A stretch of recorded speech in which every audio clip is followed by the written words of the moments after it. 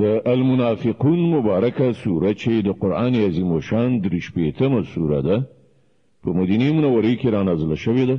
11 مبارک آیاتونه لري. تلاوت او پښتو ترجمه یې له لومړي آیت څخه اورئ. بسم الله الرحمن الرحیم. د الله په نوم چې ډېر زیات مهربان پورا رحم لرونکی دی. إذا جاءك المنافقون قالوا نشهد إنك لرسول الله والله يعلم إنك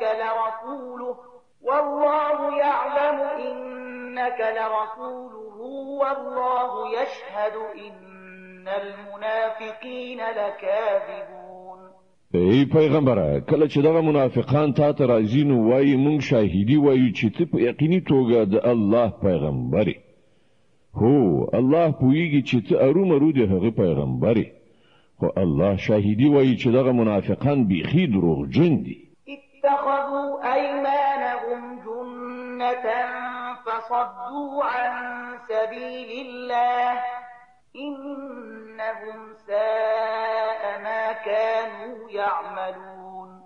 دوی خپل قسمونه پر خپل بدو اعمالو سپر ګرځولي دي او په دې ډول دوی د الله له لارې نه منع دي او نور منع کوي. څومره ناوړه حرکتونه دي چې دوی کوي.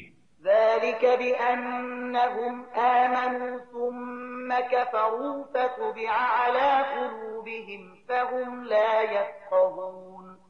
دا هر څه له دې عمله دي چې دوی ایمان راوړ بیا کافر شول. له دې عمله د دوی په زړونو مهر ولګول شو. اوس دوی په هیڅ نه پوهیږي.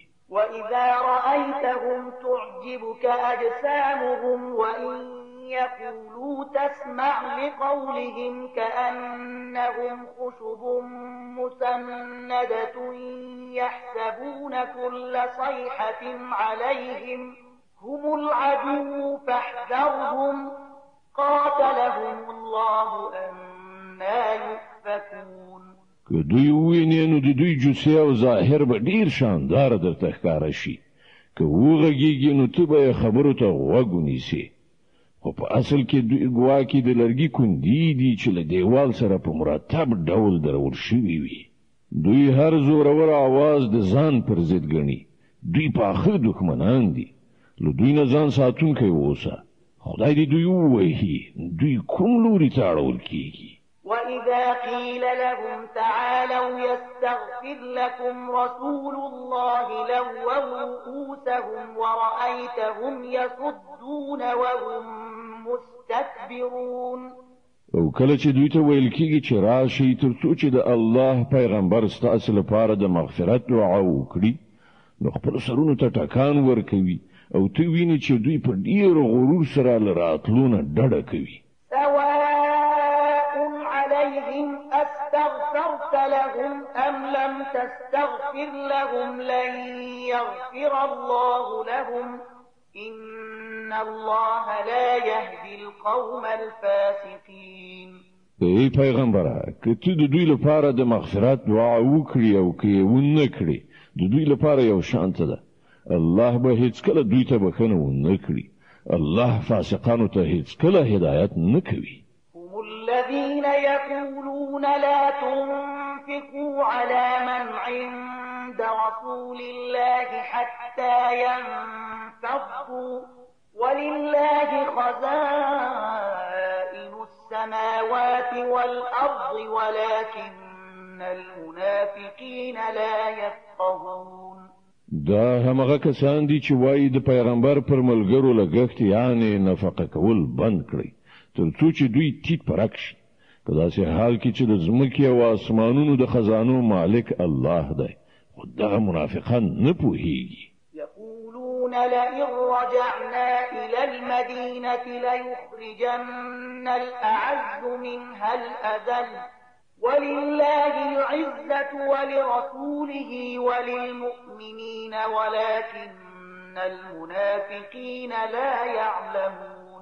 دوی وایي چې کوم بیرته مدینې ته ستانه شونو با عزته یعنی دوی منافقان به ذلیل یعنی مهاجرین له هغه ځای وباسي په داسې حال کې چې عزت خو د الله او د هغه د رسول او د مؤمنانو لپاره دی، خو دغه منافقان نه پوهیږي. يا أيها الذين آمنوا لا تلهكم أموالكم ولا أولادكم عن ذكر الله ومن يفعل ذلك فأولئك هم الخاسرون. ای مؤمنانو، ستاسې مالونه او اولادونه دي تاسې د الله له یاد نه غافل نه کړي. کوم کسان چې دا کار وکړي هغوی زیانمن دي. وأنفقوا مما رزقناكم من قبل أن يأتي أحدكم الموت فيقول رب لولا أخرتني إلى أجل قريب فأصدق وأكن من الصالحين. کوم روزي چې موږ تاسو ته درکړې ده له هغې د خدای په لاره کې لګښت وکړئ، مخکې له دې چې له تاسې نه د چا د مرګ نیټه راشي او په هغه کې هغه ووایي چې ای زما پروردګاره، که ما تر نږدې مودې پورې شاته کړې نو زه به صدقه ورکړم او له نیکانو څخه به شم.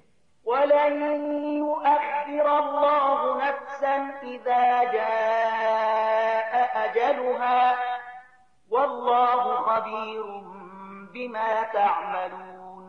په داسې حال کې چې کله د یو چا د عمل د پوره کېدو وخت را رسیږي نو الله هغه ته هیڅکله نور مهلت نه ورکوي او تاسې چې څه کوئ الله پرې ښه خبر دی.